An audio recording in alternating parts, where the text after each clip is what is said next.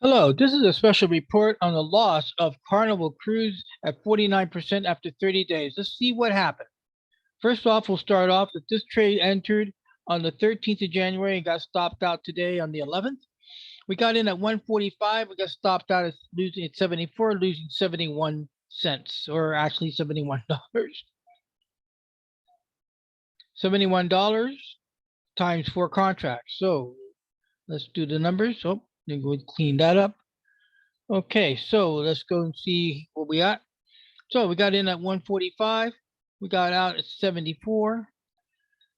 71 times 4 contracts. $284.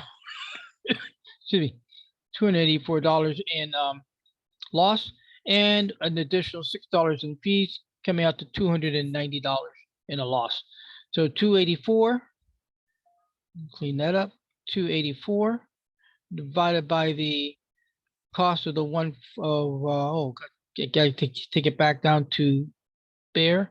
174 now divided by 145 for a loss, and it comes out to 48.9.65. So you can see 49%. All right, let's go look at the chart. And in looking at the chart, our trade was set up here, and you can see that we were like reaching the top end of the price cycle. I was above the RSI 60, which is not considered good now with my new mentor, Kappaman. And what caused this to be not the why did we not get out at this stop? This is our first stop. This is the third ratio stop. Why did we not take that third ratio stop? And here's what happened. I have had experience twice on 2 accounts being locked up because of DTR, daily trading rule. And so this is a small account, and it's also a IRA account, which means that if I was to lose all the money in this IRA account, it cannot get funded unless I take money from another IRA account to fund it. But I cannot put any public money or after tax money in here. So what happened was I set the stop here at the bottom, and I forgot. When this triggered here on this date, and the date was when it triggered here on this date, January 13th, I needed to move my stop here to the bottom of the first ratio, the first minus, the 1x. And I failed. And I had a chance. I mean, it triggered here. I had this chance to do it, this chance to do it. I was distracted. Something happened, and the end result was that by the time I got around, this price had already broke past the entry of the exit, the exit that it should have been. I then removed the stop here because, and here's I'm going to explain some lines. I removed the stop because of the regression channel. Let me zoom out and show you. The regression channel, we'll get to the text toward the end, but the regression channel is also an angle of attack of where price is headed to at your lowest point going to the upside to your entry. And that gives you a nice angle of attack. I mean, look, if this had been set back here on this date, we look at the price, had it stayed right within a very narrow range. So this theory comes from Jack Schrader, and Jack Schrader is a lead student instructor at OTA Irvine. And the 3 standard deviation, the price gets to the 3rd standard deviation, which is what this is. The regression channel is a deviation tool, standard deviation tool, which you can modify on your own. And to modify it, it's very simple. You right click, hit the word edit properties, and there it is. There's setup, regression channel. So I had my deviation of 1, 2, and 3, minus 1, 2, 3, and deviation to the upside 1, 2, 3, and then my color code in the center is black. My outer codes is blue and red, and then pink to the 3rd deviation, and light blue to the 3rd deviation. And then you save it as a default and hit OK. And there it is. And when you first set this up, excuse me, when you first set this up, when you grab it here, let's go ahead and do that. We're going to go and grab a fresh one. When we grab it here at the regression channel, we come to the bottom of the lowest point, drag it out to the entry channel that you're in the entry candle, and let it go. And there it was. So now I have mine defaulted for the right extension to happen automatically. Now, moving forward, after discovering using the opportunity of trying to save this trade and having talked to Mr. Schrader and about the third deviation, he says, when price reaches the third deviation, there is a 97% chance of a reversal. So I said, you know what? I'll take the 97% chance. And sure enough, it came down here, and on January 28th, it spiked through the third deviation, and then it opened slightly below the third deviation and then started moving up. And I said, that's kind of cool, because at this time that this hit here, this was running approximately a minus 80%.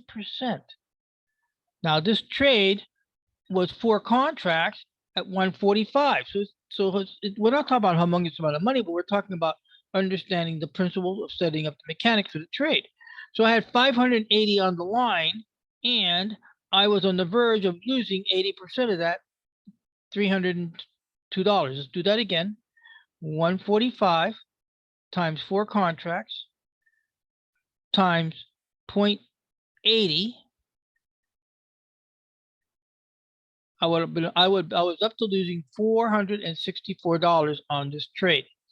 So going on the notion of the third ratio deviation from Mr. Schrader, I said, okay, well, the expiration is 218. Let's let it go, see what happens. And sure enough, the price started making its way up. Now, once price closed above my entry, I initiated the rule that I use, and that is known as the EPS, entry price stop. And that comes from the books of Jack Schwager's books of Unknown Market Wizards. Several unknown market wizards will use that entry as a stop. Once price has been initiated, they will go and use EPS, entry price stop, because if their conviction is that if the trade is not going in your direction, get out. And the sooner you get out, Robert Dunn says it, OTA Chicago says, the smallest loss will be your first loss. Everything else after that will grow, and then it's a matter of it will turn it around. So point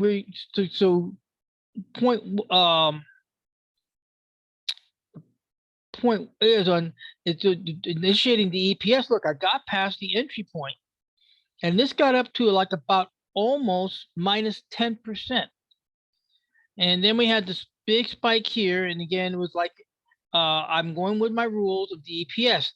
I need a set of emergency rules. If a trade has gone deep into minus 80% territory negative, and then it's on the verge of getting back out, and you're running out of time, now you have time decay massively against you, then go to last bar low, or set a double exit.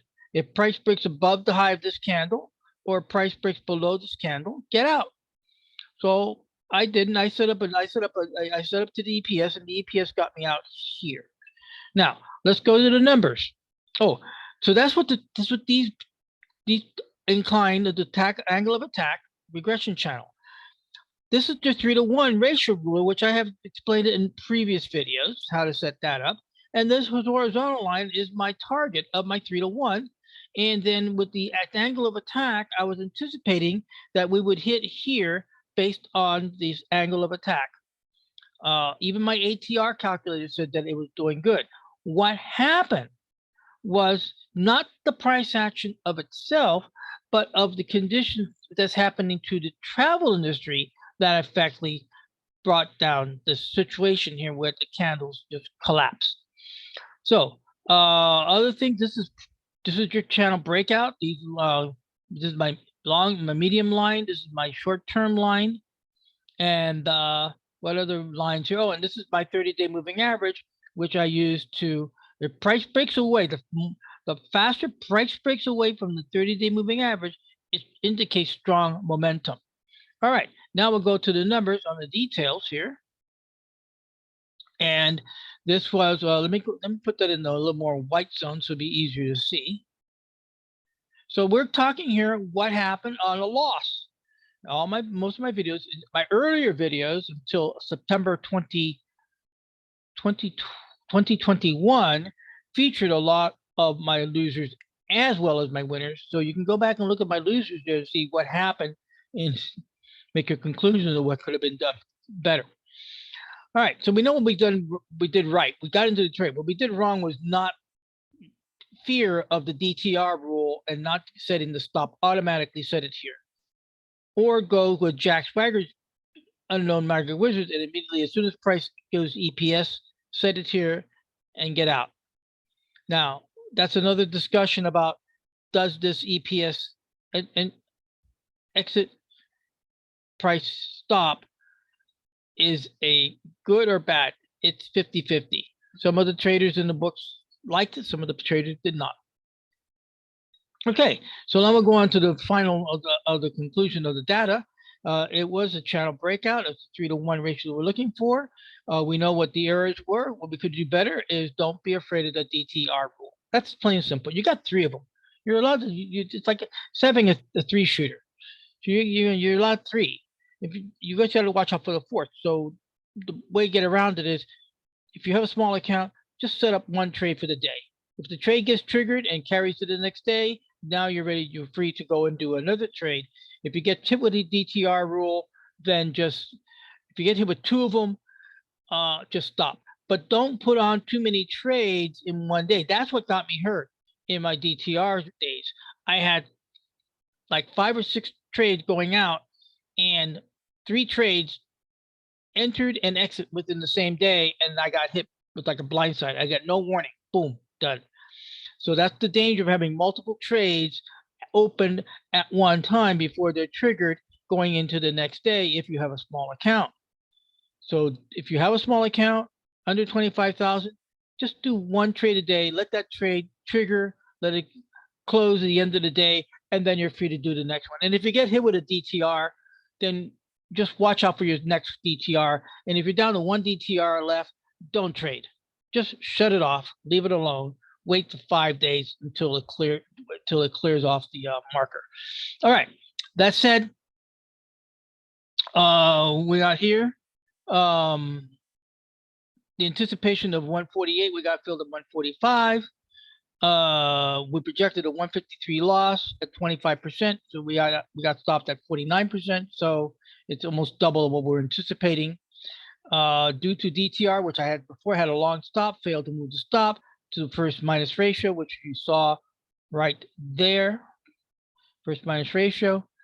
And then the trade continues to the 3rd deviation rule, which is right here. And is it possible that this trade actually can go profitable had I gone to maybe 18 March expiration? Well, the angle of attack is still going on, and it's breaking out the 2nd deviation. And this is supposed to be like an 85% reversal. And then so I'd let it go there for the 3 deviation studies. So the result is price cleared the gantry, the CPS tightened the stop for possible to take a smaller loss. And those are the numbers: 71 minus, 4 contracts, 284, $6 on fees, 290 for the loss, 134 for the carried loss. We have a new O at 424.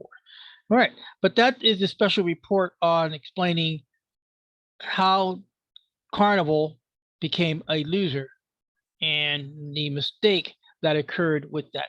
And with that said, we're going to conclude this video. I thank you very much.